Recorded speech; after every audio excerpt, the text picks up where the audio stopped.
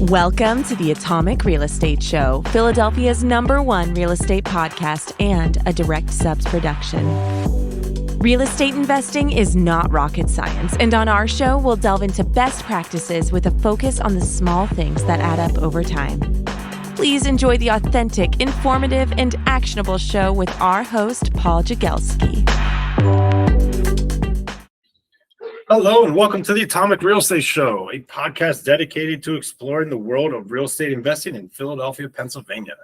Whether you're a seasoned investor or just getting started in the industry, this show is for you. Join us as we dive into the latest trends and insights in the Philadelphia real estate market and hear from expert guests who share their knowledge and experience with investing in this dynamic city.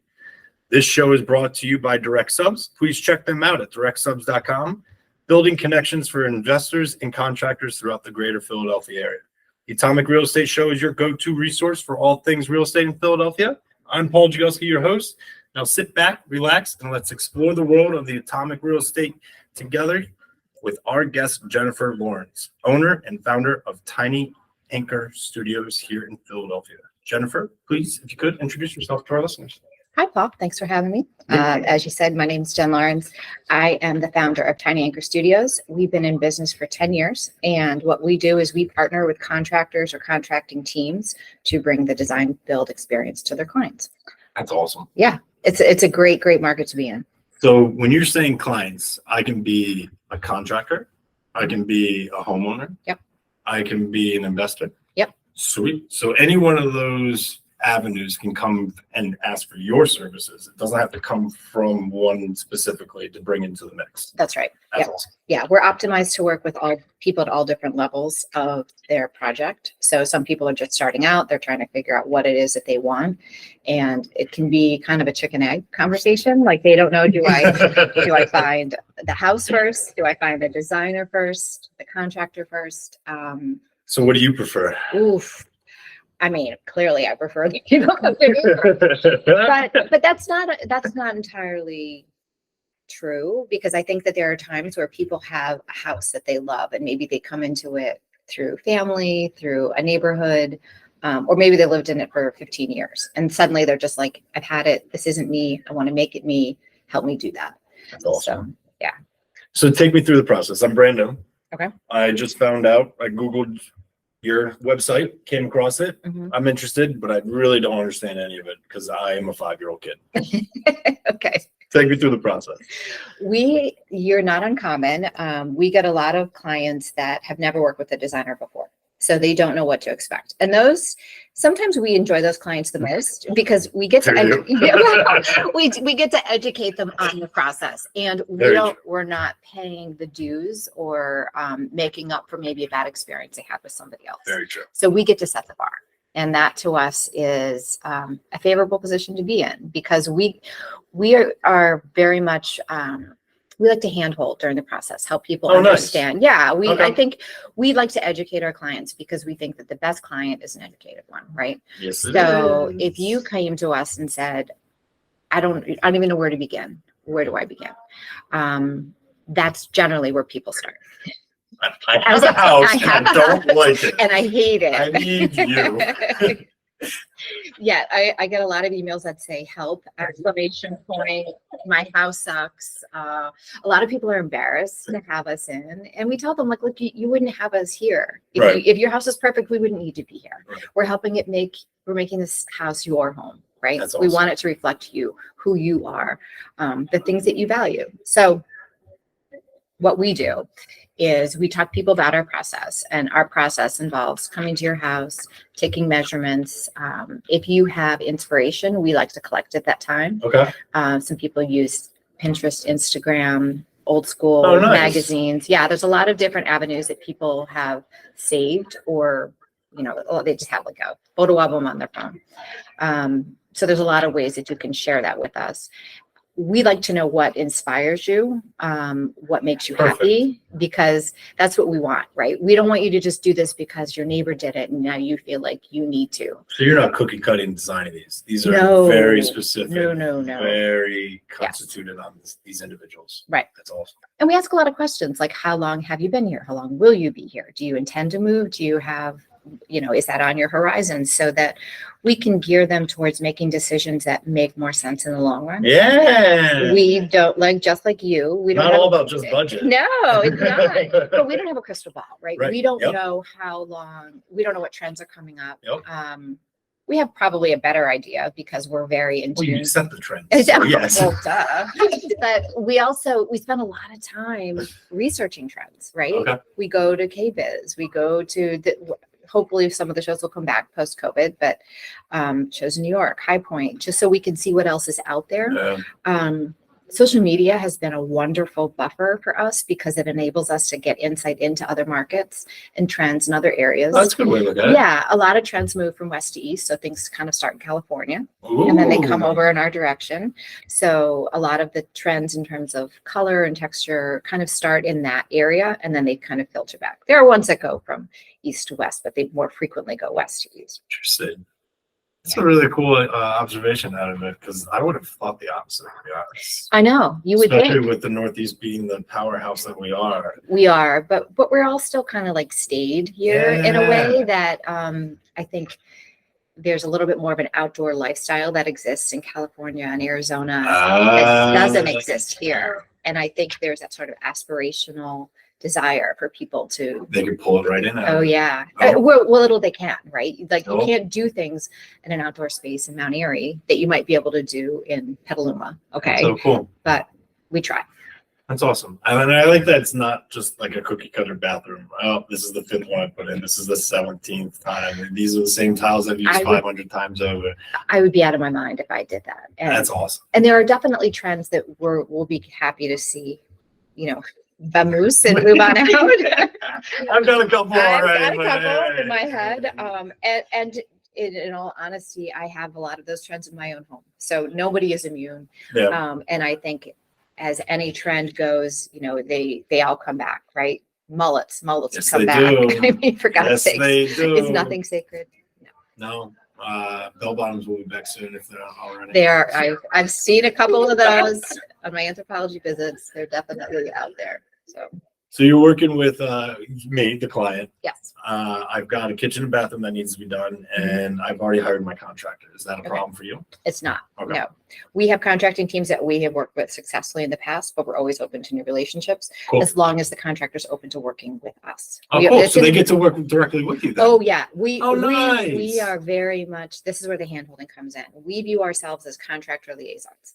So that's amazing. Can we get rid of your title and change it to that? exactly. Well, that's a lot of what we do. Yeah. So the senior designer that works with me, she and I are both very well versed in dealing with contractors. And we like to say, like I use air quotes and say, like, we speak contractor, because we come to job sites, we understand the necessary sequencing of everything that has to be done. We don't just come in and we're like, no, this has to go here to the 16th of an inch. We understand that a stud might be in the way, or no, we can't put a pocket door there because we've got to put the light switches for the room. And so we will work with anybody, any contracting team, but we like them to be open to creative ideas. Yeah. And open to suggestions, just as we are. I firmly believe that the best way to do my job is to spend as much time in the field as possible.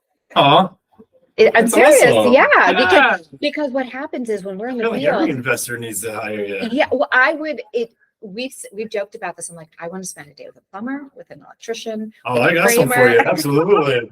Because they could use some help a day in your life. Because here's the thing, right? If let's say I'm drawing, so that's another part that I didn't get to, is that if you wanted to do your kitchen, or we'll use your bathroom for an example.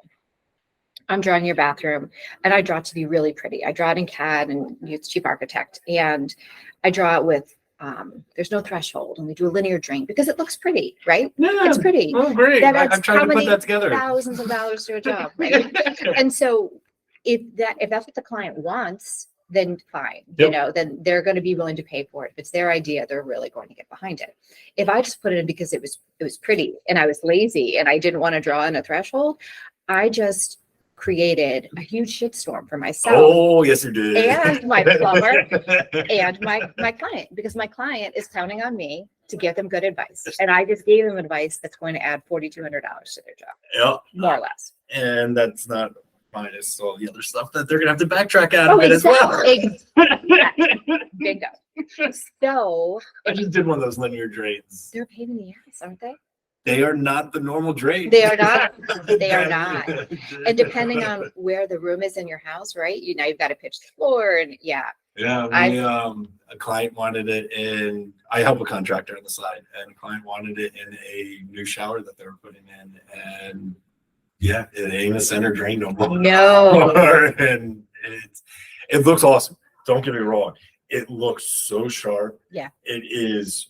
It's got me changing the way I want to look at a drain, to be honest. Oh yeah. But yeah, I know the headache that my contractor went through out of it, and it's different. It's rough. It is. It's rough. It's different. Now, that's not to say that they're not worth it or that I wouldn't do them. But if I just throw it in there without giving any care to the world, if you're dealing with new construction, maybe it's a different animal. But if you've got a retrofit, it's a lot harder to put that in. And so Yes, it is. If I don't spend time in the field, I don't have a plumber that's going to tell me that, right? So they're going to get mad and not want to work with me anymore. And I don't want that. I want to make my job, my job is made better by making their jobs easier. I like it. So if I can design for what a client is content and happy with and what a contracting team is comfortable installing, then there's a happy marriage, right? Because it saves client money because they're not paying to do things twice or to redo them or costing just more labor than is required if we put in that example of center drain. Yeah, no, I'm assuming out of this, you're not just going out taking a broad measurement. Oh, this is a 10x7. You're actually looking above, you're looking below, you're trying to figure out what's actually behind those walls by looking at outlets or vents or whatever you can to get some kind of better idea before you just throw stuff at a contractor. We've been that. Fix it. Yeah. I don't. So here's my design. You put it together. Make it happen, right? No. Because we've been there. Yeah, and it's frustrating on both the client side and the contracting side of things. No question. Designer gets their little, I made it nice and pretty, and that's kind of the end of the conversation. Yeah. So it's really cool that you actually are spending time with these ladies and gentlemen on the field, because I can tell you that is a huge, huge thing for them. They would love it. Well, I want to do designer boot camp. I want to do it where we take, wouldn't that be fun? That'd be so cool. That'd be great. We could set something up with that. Do that. Come on, your listeners have to want to do that. Yeah, we could do like one of those BYOB wine party things where they paint all that. Only do it for like contractor boot camping. Like, this is the actual sequence. This is the way things are supposed to happen. This is the flow. I like it. And there's benefit. I think there's benefit for both parties in that, right? God, yes. Because here's the thing. Like I said, it makes my job easier because it makes your job easier. And if that happens, everybody's happier. Yep. Things are done faster. I mean, and correct me if I'm wrong with this, I find value even in my own life out of this as a landlord, where I could sit there and investor. Hey, I just bought a duplex. Got a great contractor. I love him to death. We go back and forth going, hey, what do we put here? This will look great here. We're, no offense to us, we're two dudes. Like, we don't necessarily know everything. Not to mention, we're running to Lowe's, we're running to Home Depot, we're buying it on Amazon, we're sourcing from 17 different places, costing us time and money and so forth. I look at your value where I'm like, ooh, I can have somebody come in.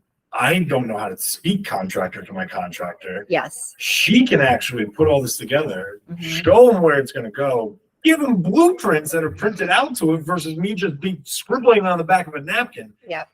And what that cost me is nowhere near what it's going to cost me to do it the other way. Exactly. So it seems like as a homeowner and investor, I see the benefit of you. 100%. A huge benefit out of you. Yeah. Seasoned investor, first-time investor, first-time home buyer, seasoned home buyer. There, you have a great niche here. Yeah. Thank you. I think it's, as I say, as an investor, as a real estate agent, I find this fascinating. I wish I kind of learned about this earlier in my life, because I put together a couple of kitchens that I wish I wouldn't have. Not to say anything bad about those kitchens, but no. You learned from all your mistakes. I have learned from my mistakes. They've been costly mistakes, but I have, and that's where I see your value. Yeah. So explain to me a little bit with the contractor, typical issues that come up on the contractor side of things. We'll get to the customer later, but okay. What are the standard issues that contractors have other than communication? Well, I mean, communication's always a challenge because everybody has their own internal systems, right? Depending on how big or small they are. Some people use Builder Trends, some people use Asana or Monday. Like there's different methods. Cell phone. They're backs of the Maybe. receipts. Yeah, I mean, there's a lot of different methods of communicating, and some of them are preferred over others. I think that because we work with different contracting teams, we find the thing that Liz and I say a lot internally is your delay is not my emergency, right? So if you put something off, but don't tell me about it until you're That's a good one. Yeah, it's true, right? It's true. It's really, really true. Yeah, I like that one.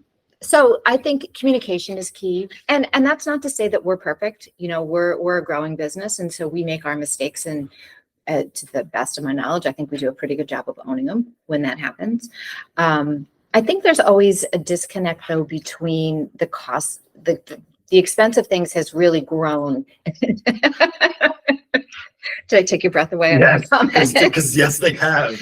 Right? So like an average kitchen for us probably went up a solid 30%. Just the cost of the construction, not to mention the finishes, right? I know, and driving me nuts. What I used to be able to afford for a kitchen, I can only afford for like a bathroom. A bathroom, yeah. It's just gone up. And I don't know that I could necessarily identify what the impetus is for that, other than inflation, right? As sad as it is, I'm sorry, I got no other answer for it. Yeah, I can't argue with that. A bathroom that used to cost me maybe 10 grand if I did it amazing, because I'm doing most of the work myself, right, is now costing me almost 20 grand.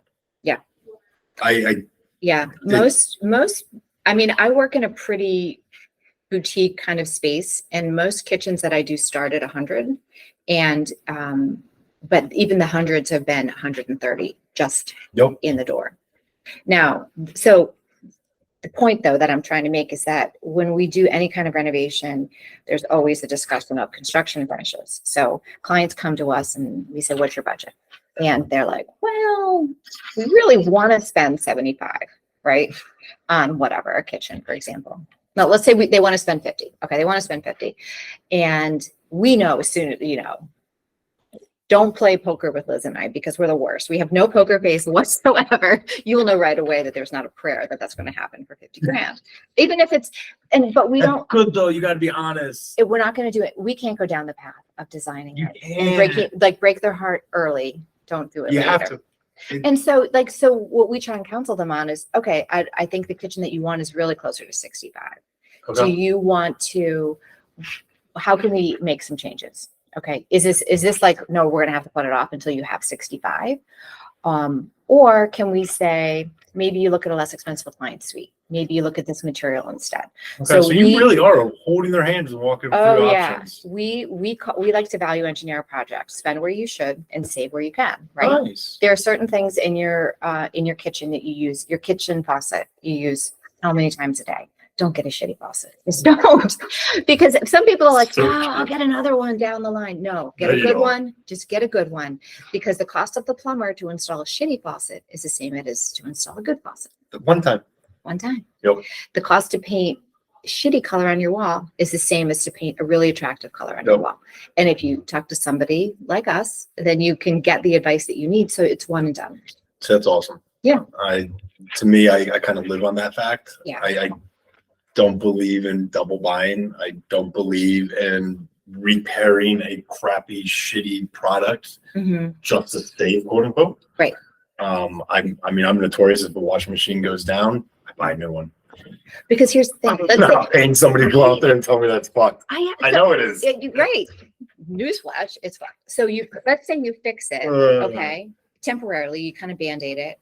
Now it breaks, but you have water damage. Yep. Right. If you had just bought a new washing machine, and I'm not a throwaway person, don't get me wrong, but if you buy quality. Oh no, I bring to scrapyard. I let them. I bring right down to my local appliance resale guy. He gives me $50 for it. He fixes it probably for $10 and sells it for half the cost. Whatever. Yeah. That's fine. Everybody wins. To me, exactly. I don't believe in shitty products. I don't either. And that's not to say that you have to go top shelf on everything, because there are areas in any renovation where you can save. There's cost-effective materials and products out there that don't break the bank, but actually still work. Mm-hmm. And you just got to know the difference between the ones that are shitty and the ones that actually were made properly and are cost effective. Right.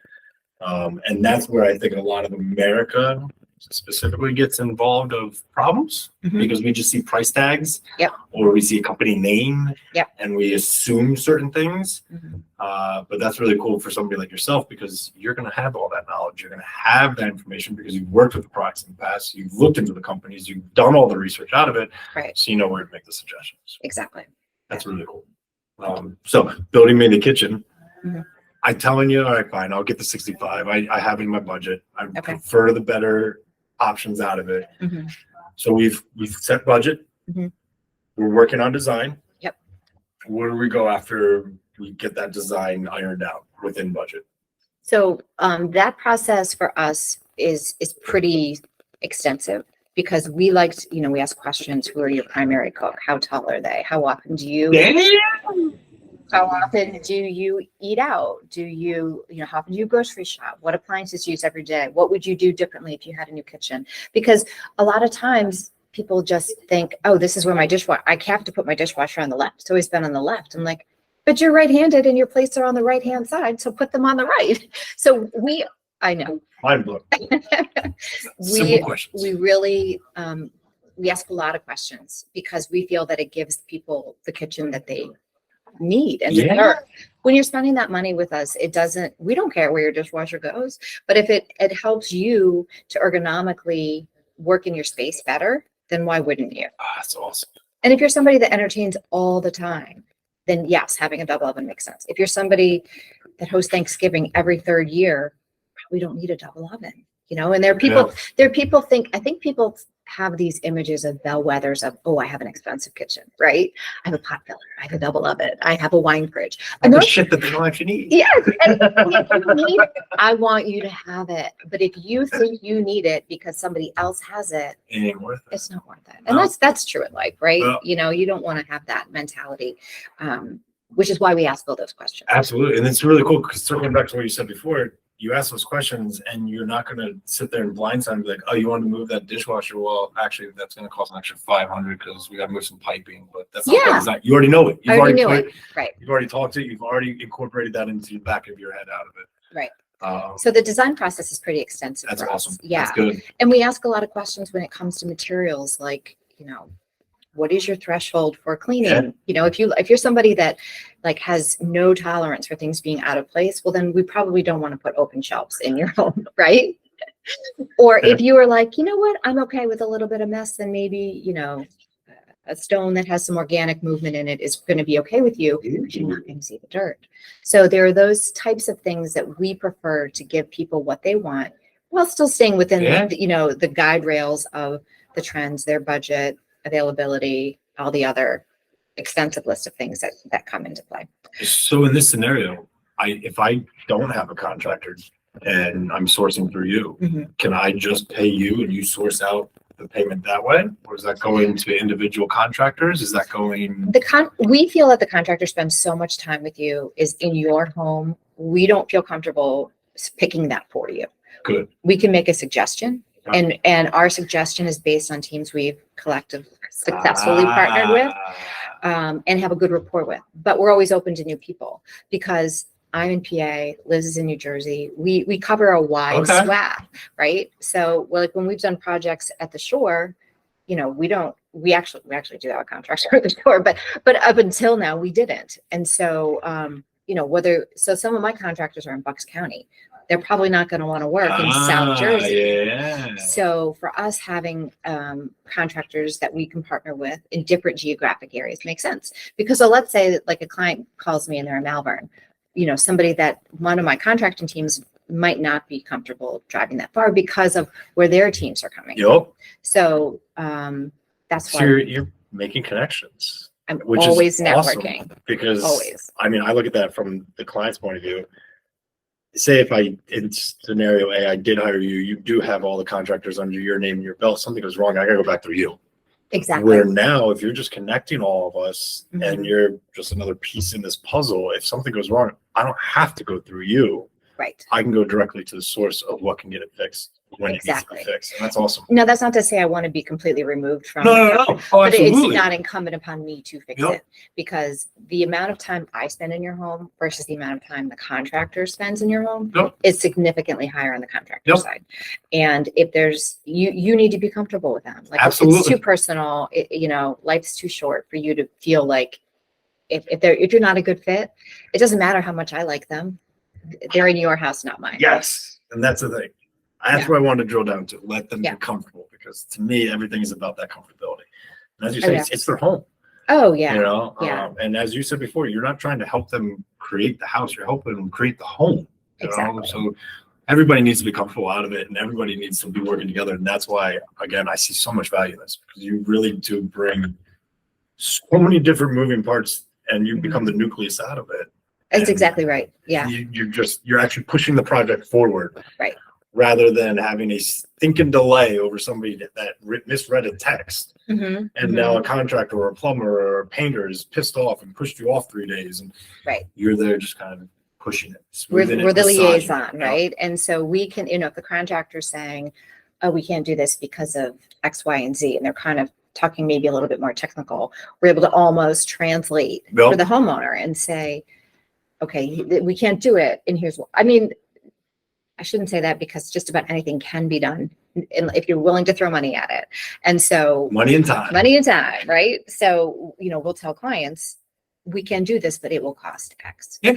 And it's better than most contractors who just go, it can't be done. Can't be done. Because they know it's going to cost, quote unquote, too much in their brain, versus what the client, they don't know the clients. They don't. And you don't know what's important to the client. And so that's where our relationship with the client really comes into play, because they'll tell us things, we'll spend time with them. We're very relationship based. Like, we get to know our clients. We send them Christmas cards. Like, that's the kind of relationship we have with them. And they trust us. So they'll tell us things that they're like, look, I didn't want to spend another X to take out that wall, but honestly, I think it's worth it. And sometimes the contractor, and through no fault of their own, but they might be like, well, they're not going to spend that. They told me their budget was this. Correct. It's amazing, they're not even going to bring it up. When what people find money for, if it's important to them. Oh, absolutely. How many times do you open up a wall and be like, oh, I didn't realize there's a cast iron stack back there. Right. Maybe I should fix this now. It's going to cost you some money, but if I fix it now for you, and contractors, again, I'm throwing a lot of contractors under the bus here, but I don't really mean to be. But majority of the time, they're not into the relationship building process. They're there to do a job. Sure. So when something like that comes up, they're like, no, I was paid to do this, not to think outside the box. Right. Yeah. And shame on us for homeowners, because we typically get mad at them. No, don't try to spend my money. I paid you to do a job. Do the job. And that's why that said contractor doesn't say anything. It's like, I'm not here to fix pipes. I'm here to put in your new whatever. And that's where I see the value out of you out of it. Because if he's coming back and being like, hey, I found an old cast iron back there we didn't know about. Do you think the client's interested in fixing it? Right. You can approach it in a much different way than just, hey, there's no pipe. It's going to cost you $10,000 to fix. Because you can actually massage it in, explain to what's going on, explain the benefits, the pros. Because I think when that happens, and what frequently I see is that the homeowner feels as though the contractor is trying to just sell them. Oh, what a surprise. Sell me. Right. And they're like, no, legit, there's something wrong here. And we kind of can be that buffer, that liaison to help. And likewise, it goes the other way, because the homeowner might say, the guys are kind of messy. Or the other thing that they tell me a lot is, I can't believe how neat the guys were. Yeah. And that compliment, they might not feel comfortable telling the contracting team. It means so much. You better believe we tell them. And they're like, I had no idea. Like, oh, it really mattered that we cleaned up, or that we made sure the dog didn't get out when the UPS got in, whatever. I get probably more positive feedback than negative from clients. Awesome. Yeah. Honestly, that speaks right to you and your company, because again, you're that nucleus. So if you're bitter and you're pissed off that day, I'm sure none of your clients or contractors are going to be happy that day. Yep. But if you keep a happy attitude, you don't look at it as an issue, but you look at it as a hurdle. Yep. Everybody else is going to look at it the same way. Yeah. And all of a sudden, a broken pipe that the homeowner thinks is going to be the end of the world is all of a sudden, oh, he's going to fix it. Oh, yeah. Insurance company. Oh, okay, it's done. And you know what? This is ironically, that exact thing happened in one of my projects. We had a kitchen and they opened up a wall and they found a cracked pipe. And if we hadn't opened that wall, if we hadn't done that, that cracked pipe would have leaked all over their beautiful kitchen. Yeah, and you were going to redo it all over again. Yep. So I think there's a lesson to be had there, both in terms of homeowners being more open about listening and contractors being more open about sharing when they find issues like that, because I think the net is that you gain trust and everybody wins. Yeah. And now I'm going to kind of stick on picking on contractors here for one more. Hey, this is you, not me. I'm not picking a contract. All right, fine. I'll flip this to developers then. Okay. I won't do it on contractors. Okay. All right. Developers. Fair. I'm coming after you on this. What are their common mistakes that developers make when they're trying to pick designs, trends, and layouts? Because let's be honest, contractors aren't going to actually be picking that. We'll throw the developers. What I've seen is there isn't always a connection between the spaces. There isn't always an awareness or a cognition to things like shampoo bottle sizes or location of niches or closets. I think those are some areas where I've definitely seen some room for improvement. Like I'll see shower niches. I'm like, you have this big ass shower in this itty bitty niche that's going to fit like a bar of soap. And then that nobody uses anymore. Exactly.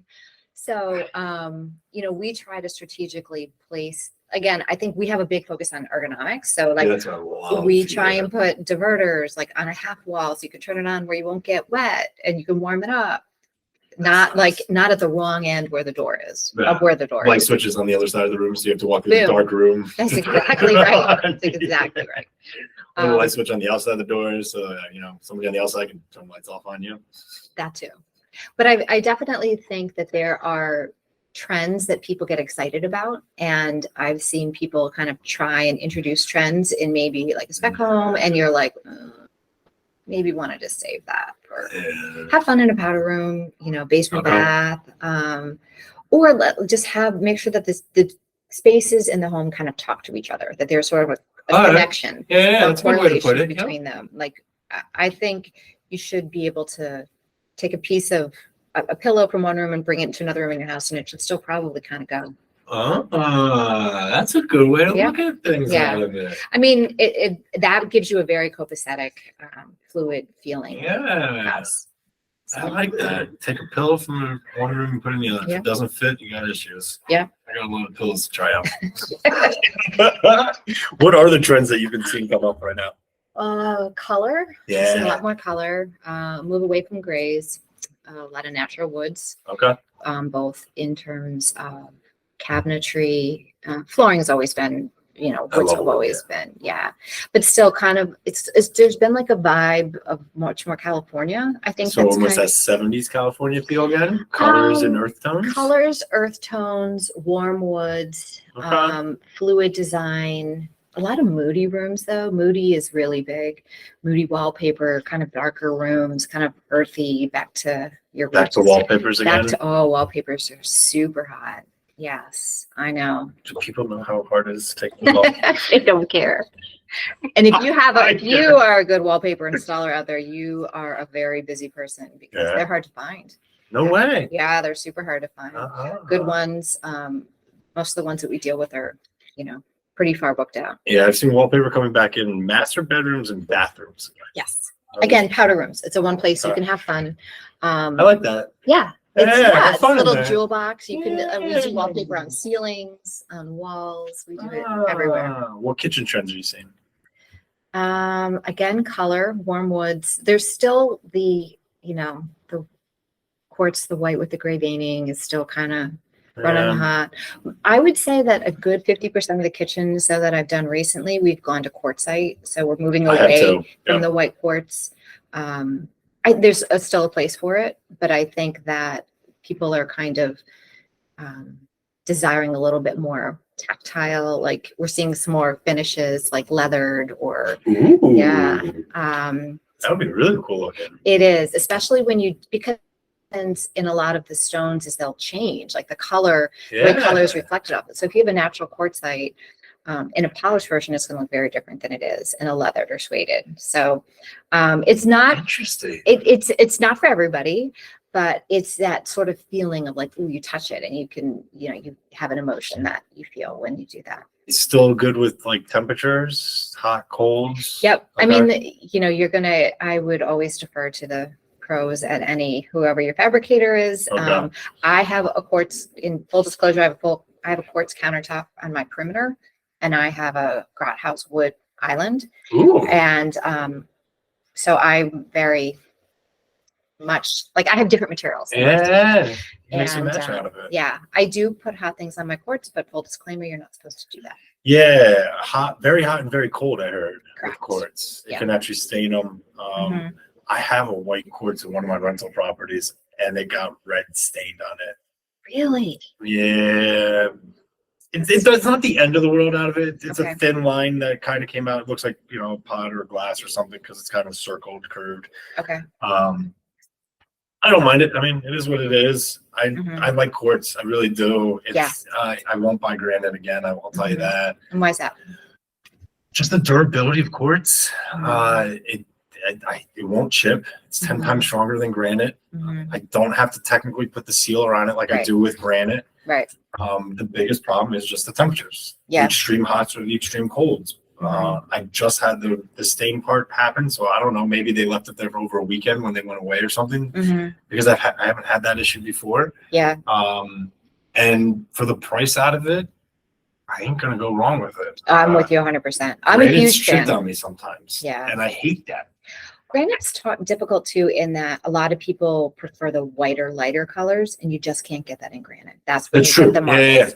Or if you have it, it has like weird purple. It almost looks like red wine, spilled on it. And once you see it, you can't really unsee it. Yep. Yeah. I do like the quartz as well because it, for whatever reason, it tends to hide the line a little bit better wherever they have to cut it. Yeah. I don't know why. I don't know if it's they're sanding the way that they do it, but I quartz has really found a place in my life. I put it into all my rentals. That's something we do. We refuse to put in, like cheap stuff. Right. To me, a rental should be just as quality as if you're owning it. No, I agree. Put in quality, get a quality tenant out of it. They'll take care of your place. Right. When we were at KBIS this year, that was the strongest look, was the white light quartz. And you said floors are stained wood? Wood is, LVP. I know. But I know. Well, it looks wood. It looks like wood. And like if you've got pets, then there's advantages. I have it throughout my house in different spots. Our long-term would be hardwood floors. Sure. But these are kind of patch right now. And that's where I like the LVs. They're durable. They're easy to install. There's some new ones coming out. I don't know if you've seen them, the click-in designs, so that you don't actually have to tongue and groove them. Yeah. There's Can't wait for those. I know. I'm very excited. Because if they're doing it right, they say they can be LV, tile, or wood, because it's all just the bracketing that would be on the back of them. Okay. So is that floor floating then? So from what I saw out of it, it's a bracket system that you would screw to the base floor. Okay.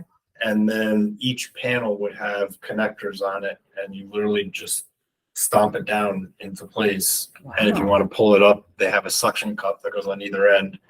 And you pull it straight up, and it just releases out, apparently. Okay. So yeah, I can't wait for something like that, because that's part of my problem with LVs. If they go, it's not easy to replace a middle flooring piece. No, it's not. It's not. So. I guess nothing is foolproof, right? Because if you have wood, you're going to have your traffic. You're going to see the flow pattern of the room. If you have dogs, they can scratch it, and nothing's perfect. Now, when we're talking about the overall design and flow of houses, are we seeing bedrooms coming back down on the first floor? We're seeing laundry coming out of the basement and moving its way up. Oh, yes.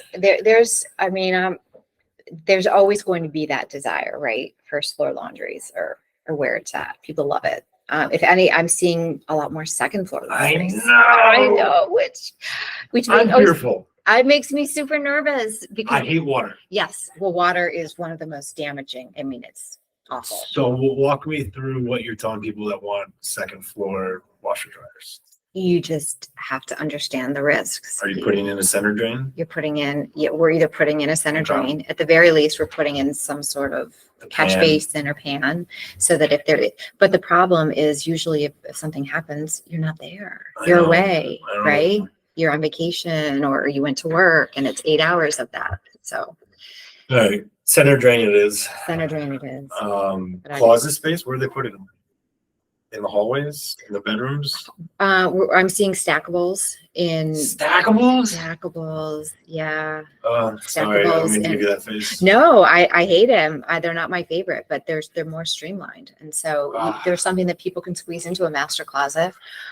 Sometimes if we're reconfiguring, maybe there's like a hall bath. Maybe we get rid of a closet or a linen space that's in there, or steal it from an adjacent room.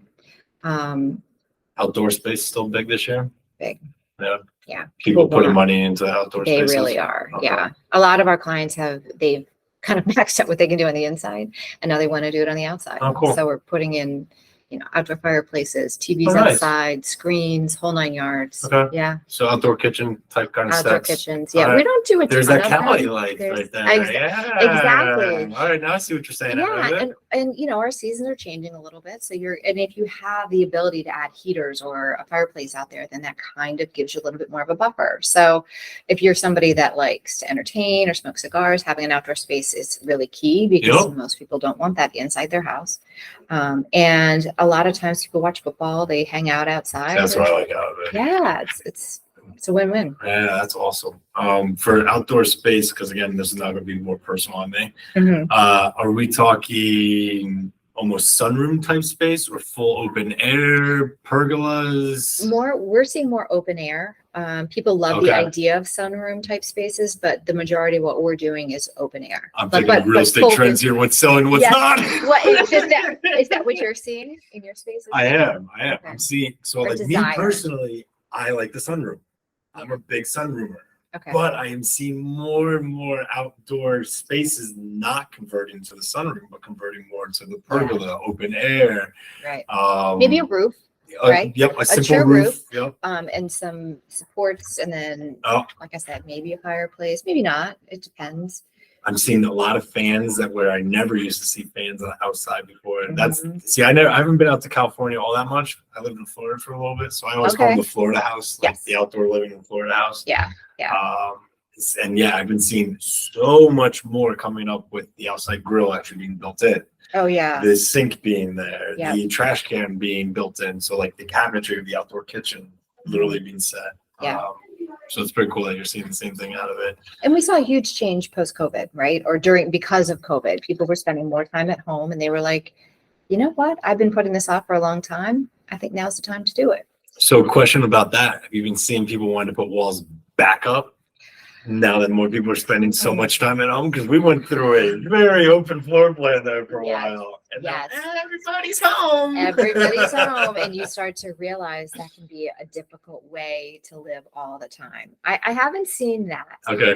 But what I have seen is I have had a couple clients that have had his and her separate master bathrooms. Ooh. Right? Isn't that kind of bougie? And they actually wanted to go back to sharing. They wanted to be in one. Interesting. What are your thoughts on that? So I kind of like the separate, to be honest.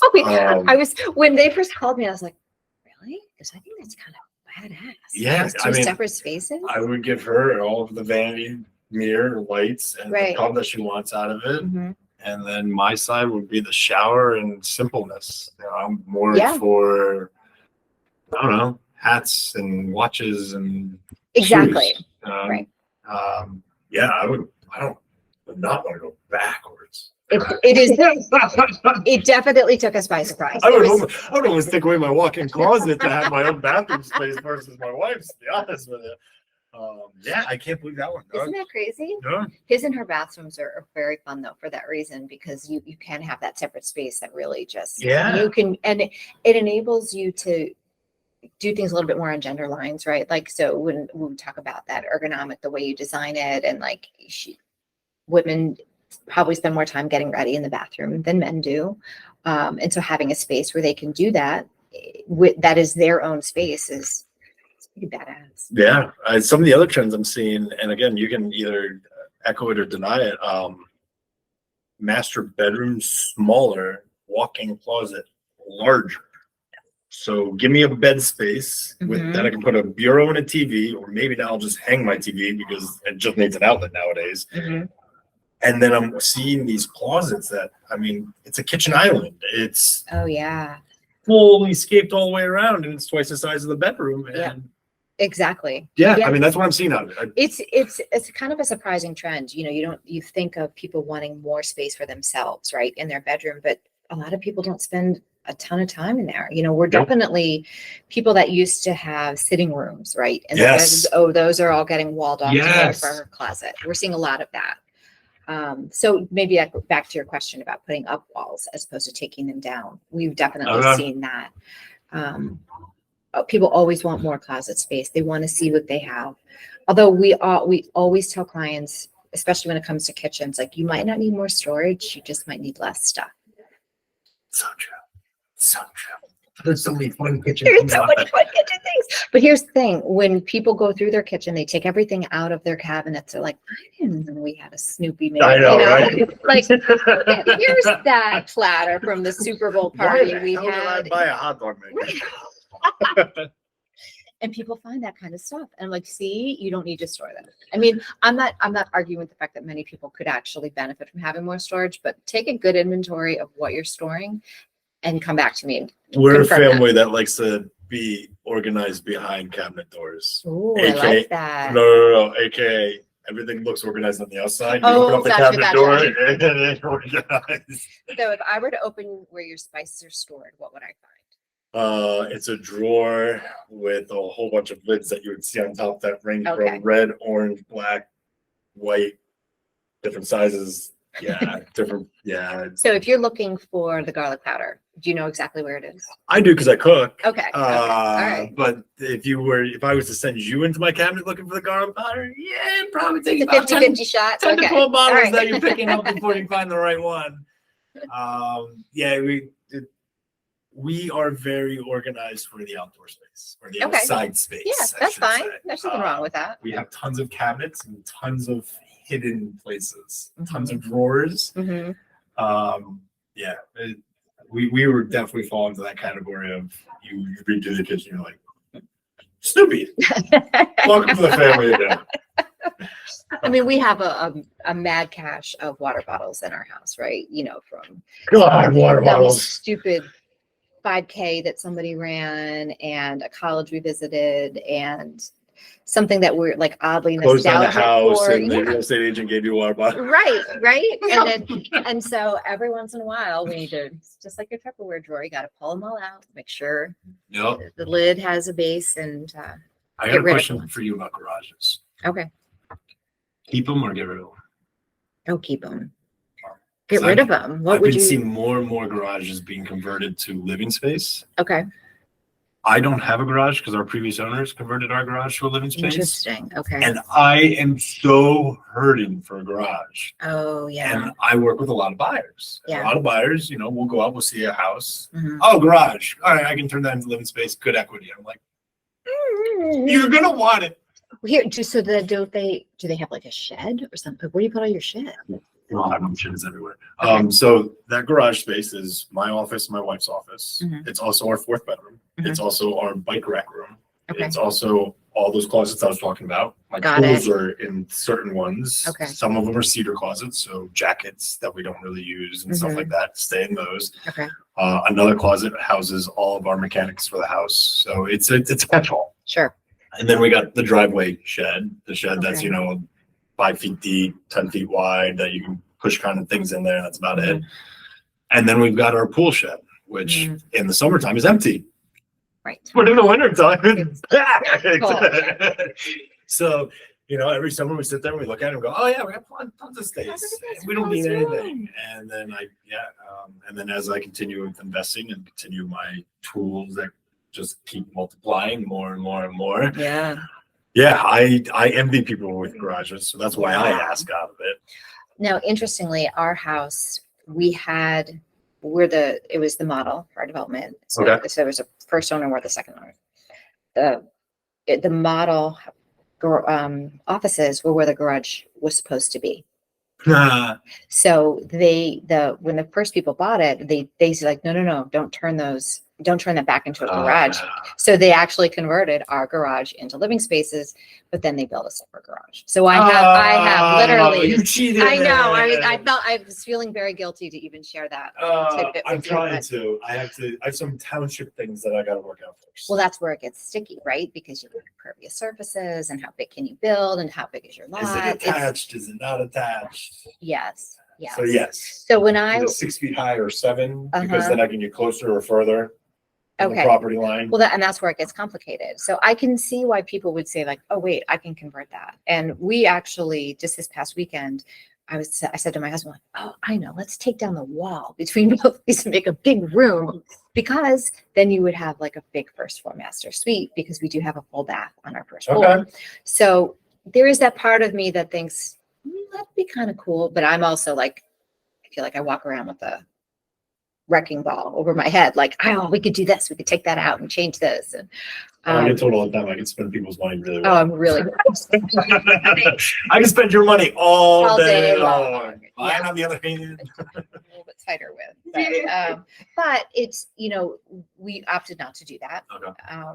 Because it was a little bit bigger of a project, I think, than we wanted to take on. And I can't project what the next buyer is going to want. And if they really want a first floor master, they can knock down the wall. We can plant the seed for them and say that this is a possibility. But if we keep it, then we've got 2 separate rooms. Well, and the fact that you just said that goes right back to what you said right in the beginning of asking all those important questions. Yeah. How long are you going to be here? What are your intentions for this property? Right. Because that does matter. Exactly.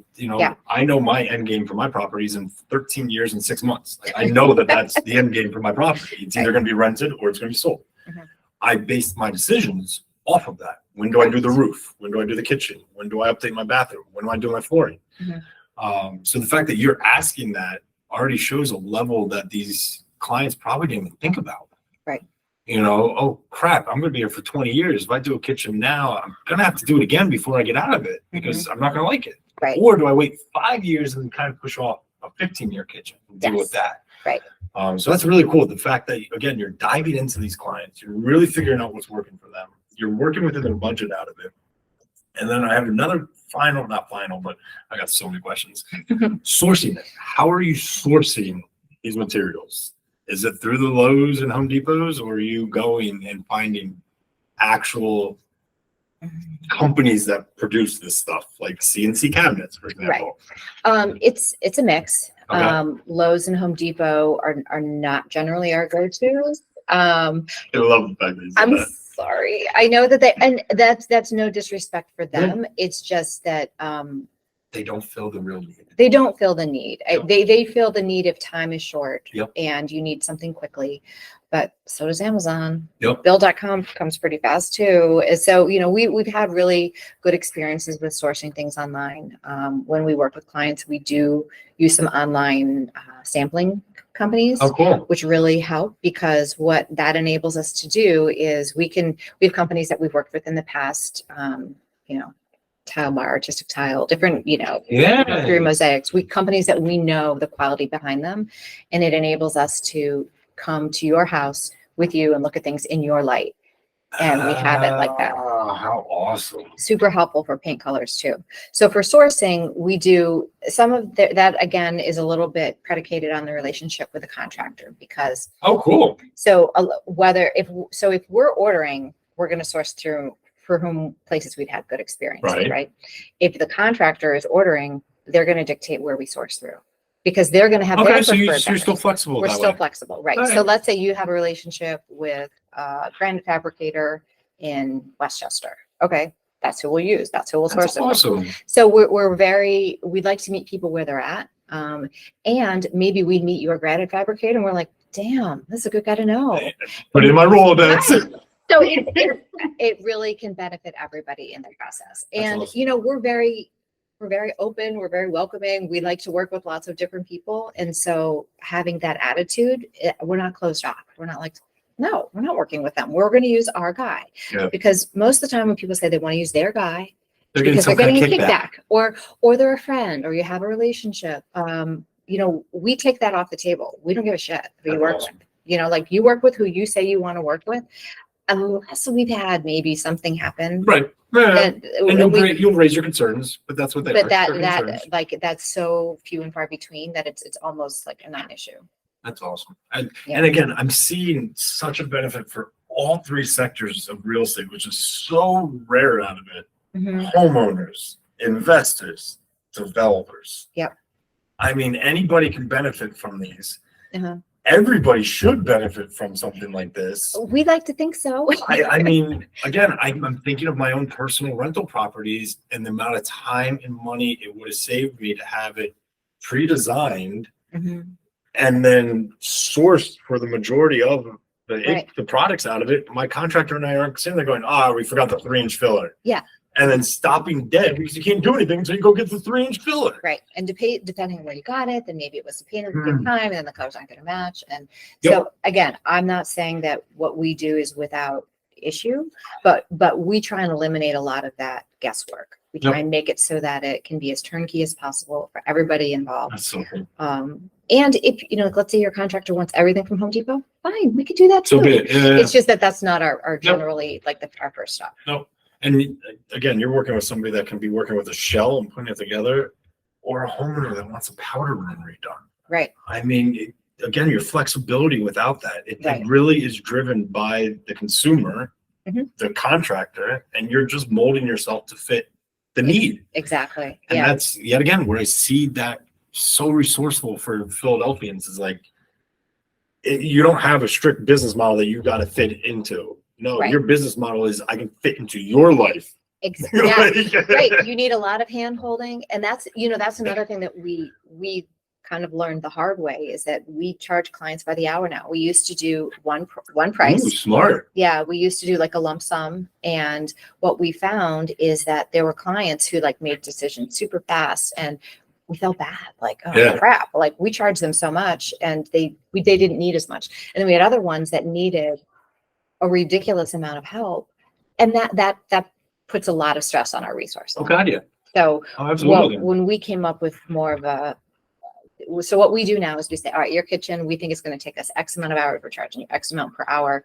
This is how, but on the low end, it could be this. On the high end, it could be that. We will be charging you by the hour. But on average, a client like you in a kitchen like yours takes us this amount.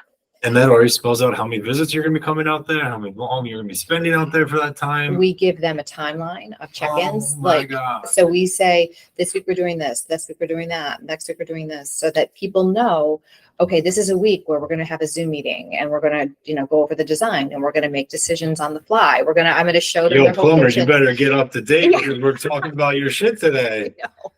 And to that end, we welcome the contractor, the plumber, the electrician to those meetings because usually they're held by Zoom. They can take it from their car and they can see. They're like, wait a minute, no.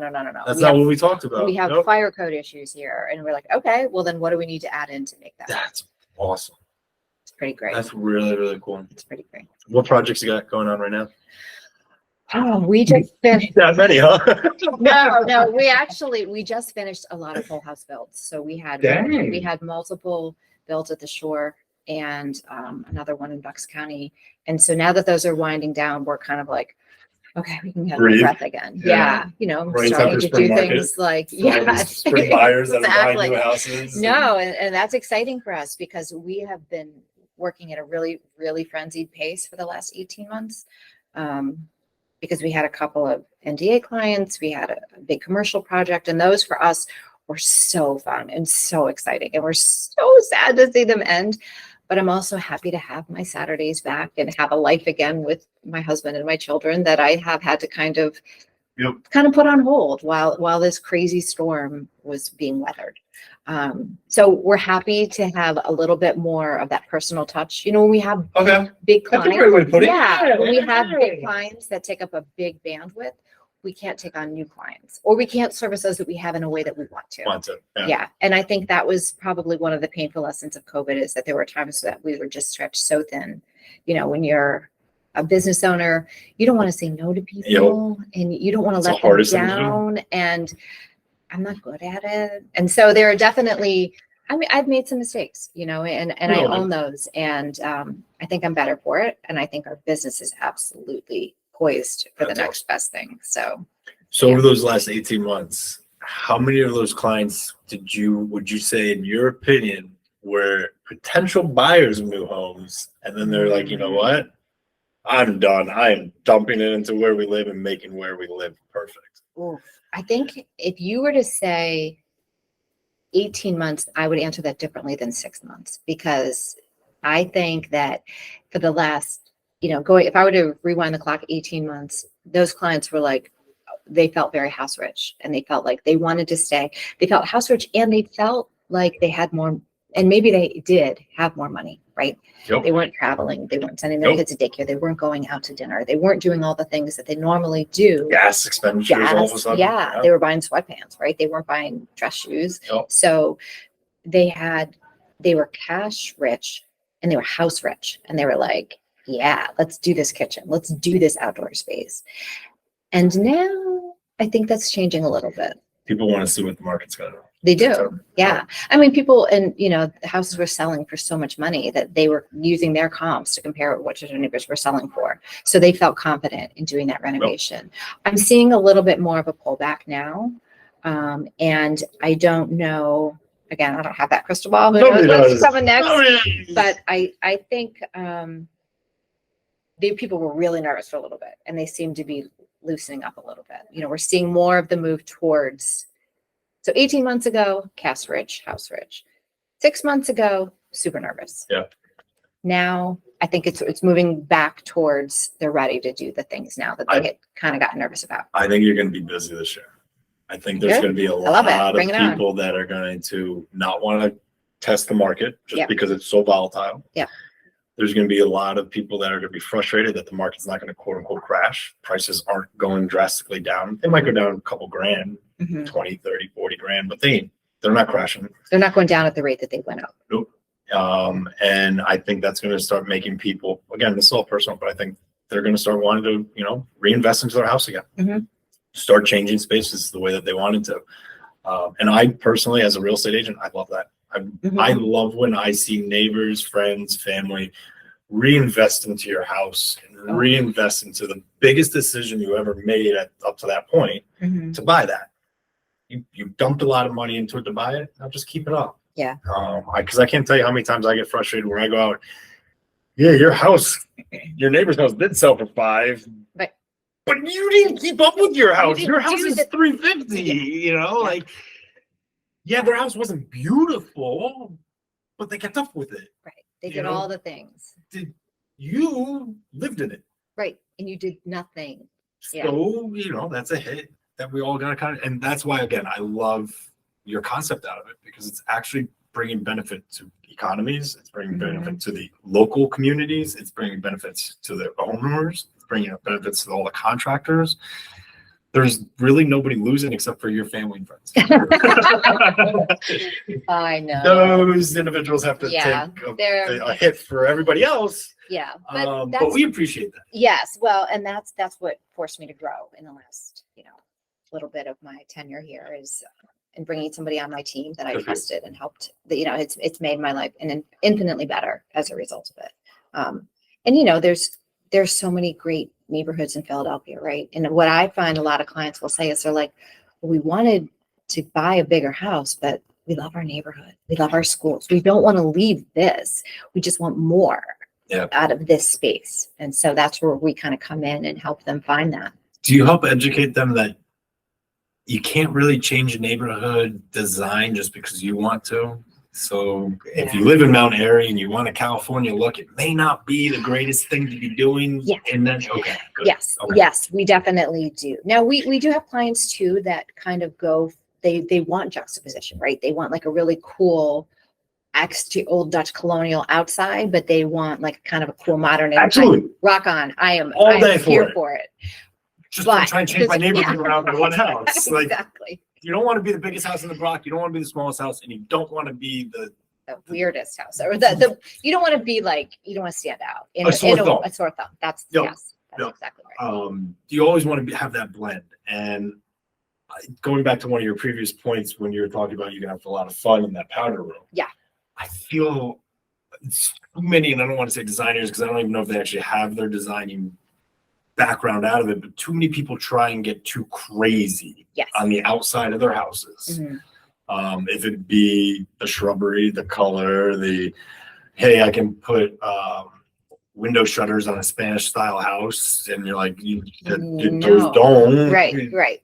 Yeah. So good. I think the pieces of the inside, the outside, the different parts of your house should have some sort of connection to one another. That's awesome. It really is. I mean, I can't tell you how many times you go up and down Philadelphia and you see a row home, you're like, who turned a typical row home into a Victorian? It doesn't work here. It doesn't work. You're not getting, just because you liked it doesn't mean it fits. Right. No, I know that's one of my pet peeves. Well, I grew up in an area called Shaker Heights, Ohio, and they had very strict rules. I'm sorry. About what you could. Ohio. Yeah, no, come on. Part of my Midwestern roots, but they had very strict rules. Like even now, if you put on a garage in your house, and this could be the same in different parts of Philadelphia, the pitch of the roof has to be the exact opposite of the pitch of your house. There's all kinds of I feel like PA building only does codes HOAs, and that's it. Yeah.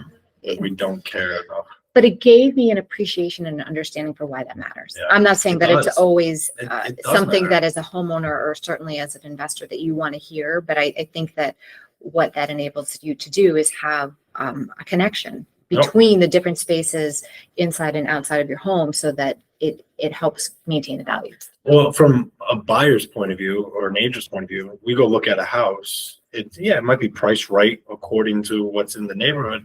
We get there and it just kind of looks off and it looks different, and all of a sudden the buyers don't understand what, but they're just like, it's not the house. Yeah. And then that house sits and it sits and it sits, and you got the designer, you've got the developer, and you've got the investor all sitting there. Oh, this is great. I did all these high-end finishes. I did all of this great things, but if it doesn't tingle, and it doesn't fit, and it doesn't fit. I don't know. It's just something that we always like to remind people. Your taste is great if you're here for a long time. Sure. But if this is something that is for somebody else, you gotta peel those masses. You can't just pink and purple polka dots don't work for everybody. They don't. And that might not be the time to try out a new design. Yes. Maybe don't do the emerald green tile. Although I do like it. I do love it. And I've done it a number of times and I love it, and my clients love it. Yeah. But if you're trying to appeal to large masses of people, that might maybe consider other colors. Oh, absolutely. Hey. I'm not saying knock it out of the running. I'm just saying be smart. Well, so have you been seeing this technology coming into your life out of it? I mean, I know you use the design side, and you're sourcing stuff on the outside through the internet, but are you using any kind of technology to help contractors help the client?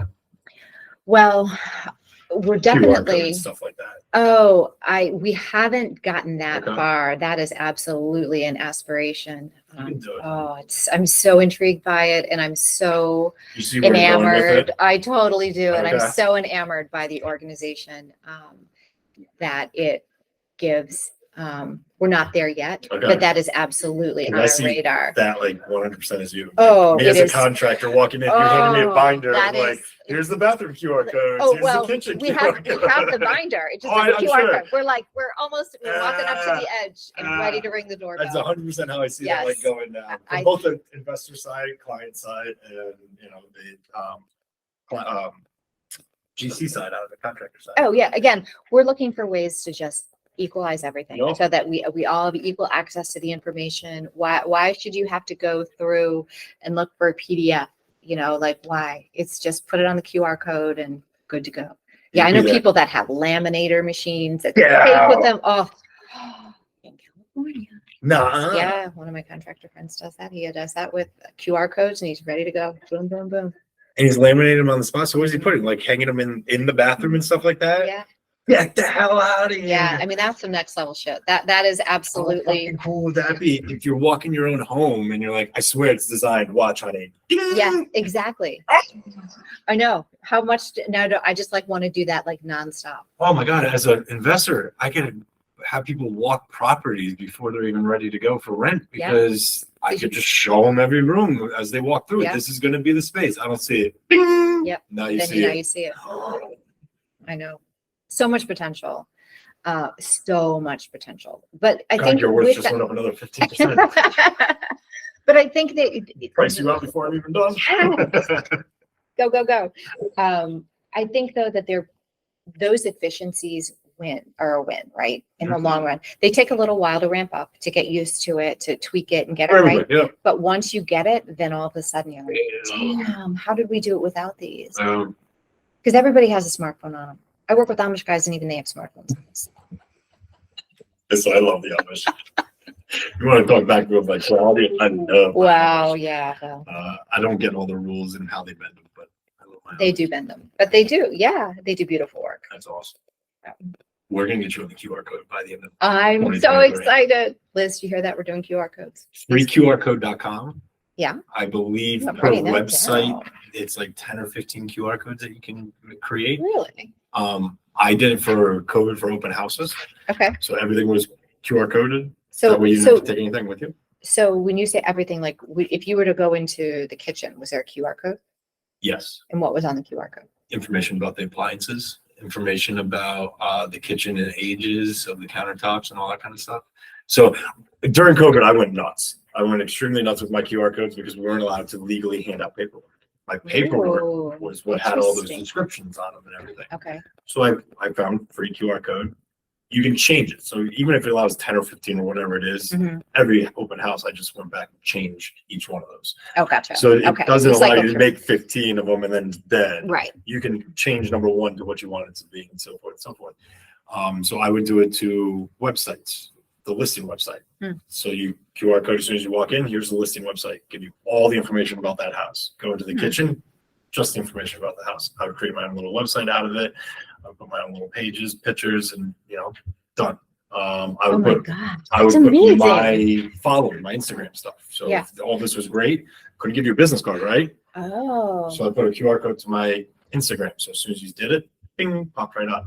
We just got dot cards, which I think was I love those. Those yeah. are one of my new We- my when next we were, ones. Yeah. When we were at KBiz, we had those because we didn't want to hand out physical cards, and people scan them. Then it goes right into their Scans contacts. it. You don't lose it. Yep. You don't All they mistype have to the do is number. hit save. Boom. And you already put it in your Instagram, you already put it in your website, you already put it in your email, Yeah. you already put all that stuff in there. So you're doing that same concept, but in I was doing it in the techno- QR yeah. codes. Yeah. Okay. I would create a website. These are recent comps around the house. So hey, you don't have to do it. Your agent doesn't even have to do it.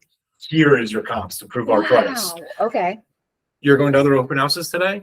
Scan this QR code. Here's all the open houses within a 4-mile radius of this house. Why? Because God forbid a seller walked through my property just because they wanted to see what it was. They didn't have an agent yet.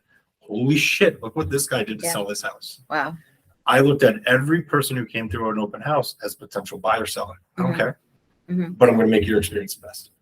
No matter how I can do it, it's going to be the best. Okay. I couldn't serve the typical. Before COVID, I had shrimp, I had cheese, I had crackers, all that crudité fun stuff. Mhm. All right, I'll do cans of different beverages, Yep. and I'll do prepackaged stuff. So as you left, you got a goodie bag. Nice. It's a hot summer day. Here's a little bottle of water. Here's an I orange. do find it fascinating, and definitely one of the silver linings to COVID was the technologies and efficiencies that we adapted during that time. I would have never done design meetings over COVID. I mean, over Zoom. Nope. I picked paint colors over Zoom, and I'm like, damn, like pre-COVID, I would have driven this person's house. It would have taken me 40 minutes. We would bullshitting to make a decision on a paint color that we made like that. Yep. You know, I design now, I've gotten so fast so that when we're like, if we're doing a kitchen layout, I'll be changing it while we're in our meeting. I'll be like, you want to do this? You want to do that? And then we just, again, that efficiency makes the design process so much more enjoyable Yeah. for everybody, right? It's fun. Casual fun. Yeah, because they see it. Wait, like, can you move this over here real like, quick? boom, watch me. Absolutely. Yeah, let's do it. And, you know, because people were working from home or if they were in an office, but it enables people that were maybe not necessarily in the same place at the same time to be able to be part of the meeting. Yes.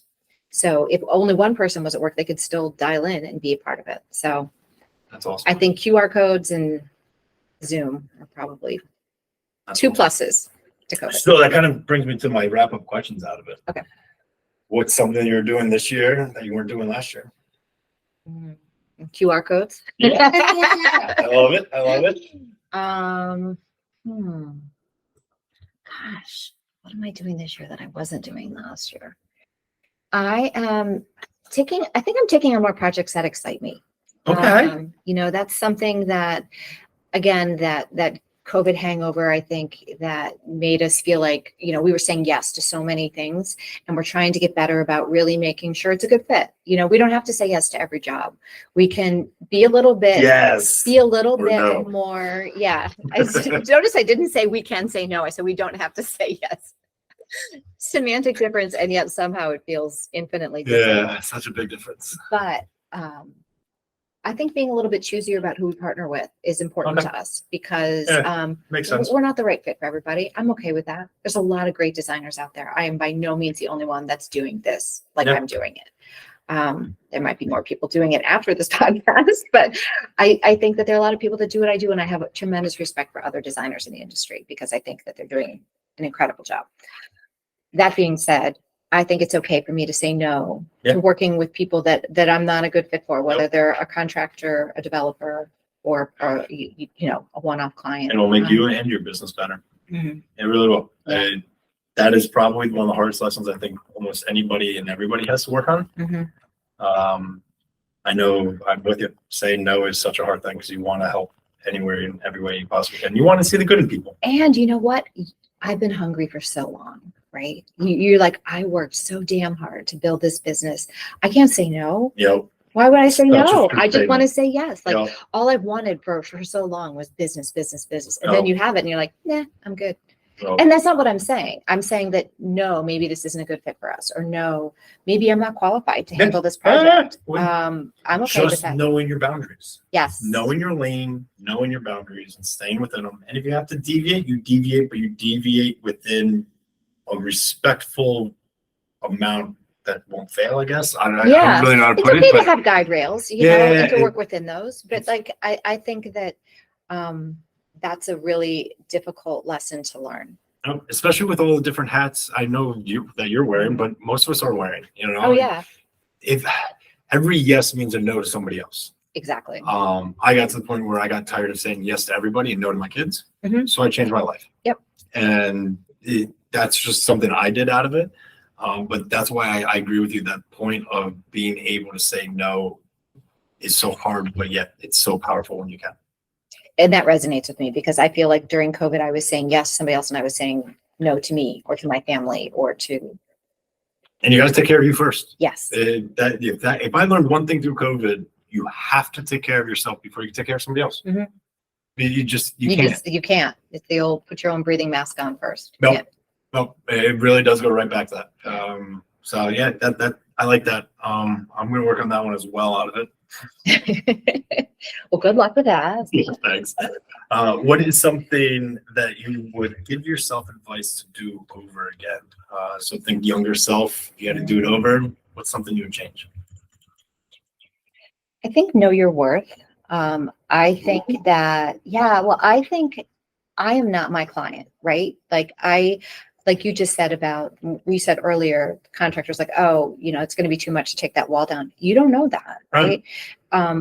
I would never pay somebody to pick a paint color because I don't need to. I know how to do that. I can't assume that I know if you're willing to pay for it, how do I know what you're willing to pay for it? And I think that I was just like, oh, it's only worth this. It's so easy. I can just do it like that. It's so fast. And to that person, there's a lot more value there. So I should have done more research on the market and seen what other people were charging so that I could have raised my rates to an appropriate level at an appropriate time. And I think that I was so excited about the work, and I get literally, you can hear the change in my voice. Like I get giddy about some of these projects. And so I'm almost like, I don't care.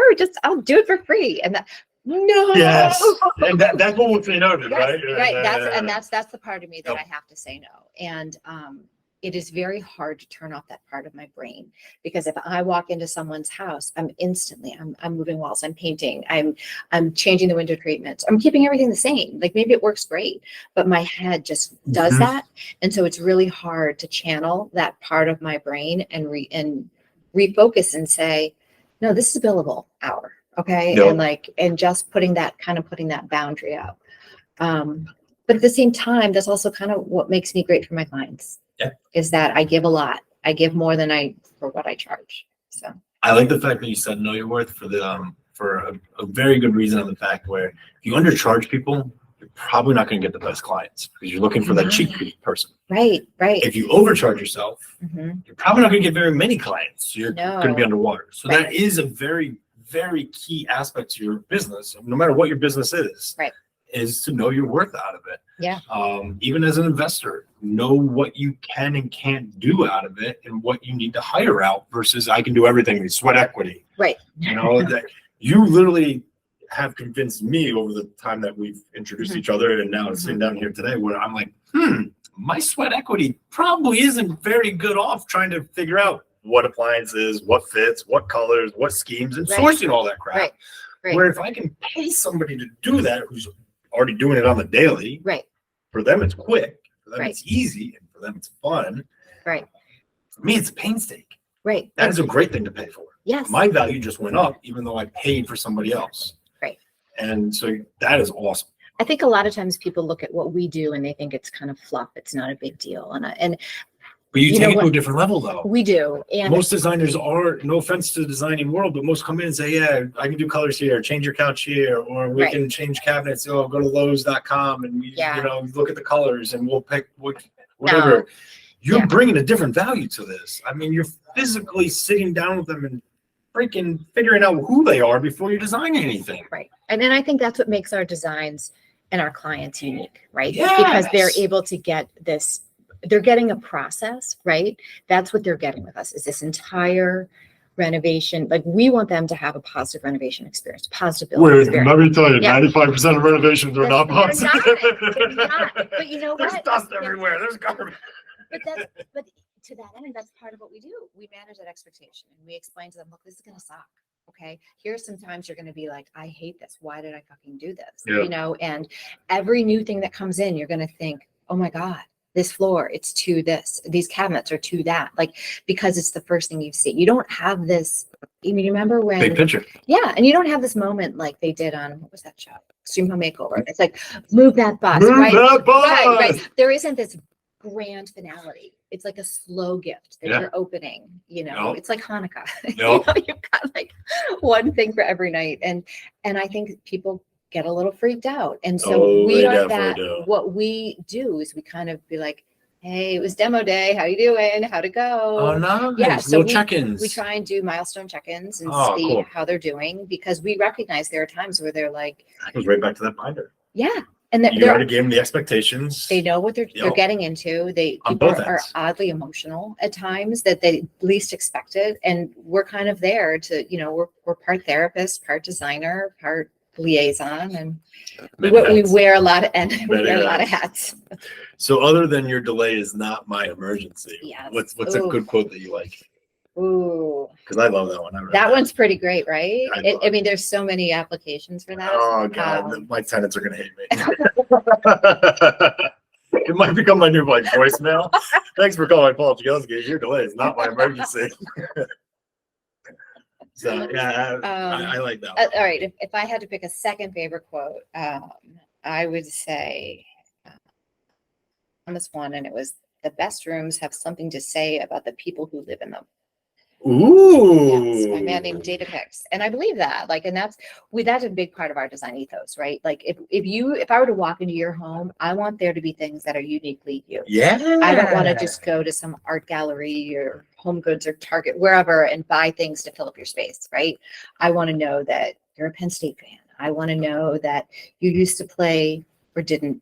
No, you used to fence, right? So I was going to say ice hockey, but something about you that's unique, a place you've traveled, pictures of your family, of your kids. I really want your space to be like, oh, wow, this is you. Like, I've had clients when we're done, they're like, you captured who we are. And I was like, because that's what we want. We don't want just a pretty space. I mean, sure, does it photograph well? Bet your ass it does. But it also feels right for the people who live there. And that goes right back to almost that opening statement of yours. You're building a home for these people. Yeah, exactly right. It's not a house. It's a physical home. Yeah. Something that is theirs, something unique to them. And that's so cool out of it. Yeah. So how can our listeners get a hold of you? Instagram is a great place. I'm at Tiny Anchor Studios on that platform. My website is www.tinyanchor.studio. Okay. And there's also tinyanchorstudios.com. I'm transitioning over to the other one. But in the meantime, I'm on both. Nice. So you can DM me. You've got my email or I think my cell. No, you can, through both of my websites. There's good contact info on there as well. Nice. Well, it's been a pleasure on my end out of it. This has been awesome. As Thank I said, you. I'm finding value out of you left and right. Oh, good. I'm hoping our listeners do. Again, seasoned investors, new investors, homeowners, contractors. If you don't want to talk to clients anymore, there's somebody you can call over here and they can walk everything through it. As I say, I'm finding tremendous value. Good. I love the fact that you put this together. I really, really appreciate as well the fact that this isn't just your typical design. No, These are your colors. These are trendy. Here's your 5 tiles that we've seen throughout every. no. If you want that, don't call me. And that to me is awesome out of it. I don't think enough people design uniqueness into their designs. I know with meeting you, I've done my research into the internet on designers, and too many times I'm scrolling through it. I'm like, that's the same bathroom they did 8 months ago in that client's place, and that's the kitchen, just a different color cabinets. Right. Yeah. And that's the layout. Like, you didn't change. So Right. the fact that you are actually taking the time, understanding who the client is, understanding the space, and then even step further, understanding who the contractors are out of it. Right. And making sure they marry. And well, no, someone said to me the other day, I said, we really want the spaces to marry. And they said, we're not getting married. We're just moving in together. And it's true, right? It's a temporary thing. It's not forever. You're spending a little bit of time together. But we design for people. We want those people to be comfortable in their home. And we want the people that come into that home to be comfortable too. Oh, quick. Sorry. That's okay. Real fast answers. Typical kitchen time frame. Ooh. Yeah, these are the time frames. Oh God, I didn't know this was coming. I know you didn't, because I didn't even know it's coming. Okay. You just said something. Kitchen time frame. Okay, from the moment you meet me till the moment your kitchen is done. Sure. Probably 6 to 9 months. Ooh, I like that. Okay. Yeah. It's not bad at all. It's no short. I mean, lead times have definitely improved. Contractor lead times have also improved. But I was going to say that's the biggest delay, right? That was the Because biggest you're going to delay. be designing for the majority of that real quick in the beginning. Yeah. And then the delay is going to be when can you actually get somebody out there. Sure. Exactly. Okay. Full communication, I'm assuming, all the way through it. Yes. Awesome. Actual project time on something like a kitchen? In terms of like the design of it? No. How like long might it be without a kitchen? Without a kitchen? Oh, I would say minimum 6 weeks, more likely. Okay. And again, spelled out nicely in that. Yeah. manner. Again, and that just totally depends on, is it a pull and replace? Yep. Or is it, are we blowing out walls? So There's a reason I didn't give you those questions beforehand or any information on it, because as you said something that was like, oh, that's no, it is. And that's something that we're very upfront about with clients, because we'll ask them, hey, are you gonna live here through the renovation? Because good question. Because some people hadn't considered But some people are like, well, my parents live down the street. We could probably go there for part of it, because a lot of the contractors are like, look, if we don't have to do dust protection every single day and take everything up and put it back down, we can be done sooner. Now, again, I'm not making promises. I don't want to speak for anybody, but I know that dust protection and site protection is a huge part of the time and investment that a lot of the contractors have. I can say from my point of view, a lot of homeowners, investors, developers, anybody who's on that side of paying gets very frustrated when they see a contractor work for maybe 5.5, 6 hours, and they don't realize that you made them set up every morning. That's 45 minutes to an hour. Yep. And pull everything back down at the end of the night. That's 45 minutes to an hour. Right. And that is part of their workday. That is not the free time. No. That is part of their workday. And don't forget, they have to go home. Yes. That drive time, depending upon how far it is, some allocate, 20, 30 minutes, not part of my workday. Past 30 minutes, part of my workday. Right. So that's why I again, things just kind of popped No, in my head. I'm glad you asked because and that's something that we try and talk to clients about too, because sometimes they'll say like, oh, my kids go to summer camp and if we could do it when they're not around, that's great. Or we spend part of our time at the shore, or we're going to get an Airbnb. So I don't care. Literally fitting into their lives. Yes. And how it works out. Or we also try and understand like, what are the real crunch points during this renovation? Like if it's a short term, could you do it? And they say, yeah. And it's a conversation we can have with the contracting team as well and say, look, they're willing to do this. Does that mean you can shrink your work time and consolidate because you're not doing guest and site protection every day? They might be able to get done sooner. I like that liaison part. Yeah. I'm going to change your title on your website. It's great. The world's greatest liaison. It's what we do. I mean, we're a big part of that communication. That's awesome. I am ecstatic about your product. I think your product has a lot of value within Philadelphia. I'm really hoping our listeners find that value, and I'm really hoping people reach out to you because, again, I see it. Don't put together shit, people. Call somebody who knows. Unfortunately, though, that is the end of our episode of the Atomic Real Estate Show. There will be more actionable atom-sized bits of advice that will be free for the taking in our next episode, so be sure to tune in next week. Thank you again to our listeners and to Jennifer Lawrence, Jen, for being so generous with her time and insight in the designing world. This has been a Direct Subs production. Check them out at directsubs.com. I look forward to hearing from all of you in our comments, and please remember to like, share, follow, and subscribe wherever you choose to listen to the Atomic Real Estate Show. Be 1% better today, everybody. If you enjoyed our episode, please consider supporting the show by rating and reviewing the podcast. Also, check us out on Instagram at Atomic Real Estate Show to find out when new shows drop and to participate in our community Q&As. The Atomic Real Estate Show was brought to you by Direct Subs. Direct Subs is the #1 place for real estate investors to connect with local contractors for their flips, rentals, renovations, and new construction projects.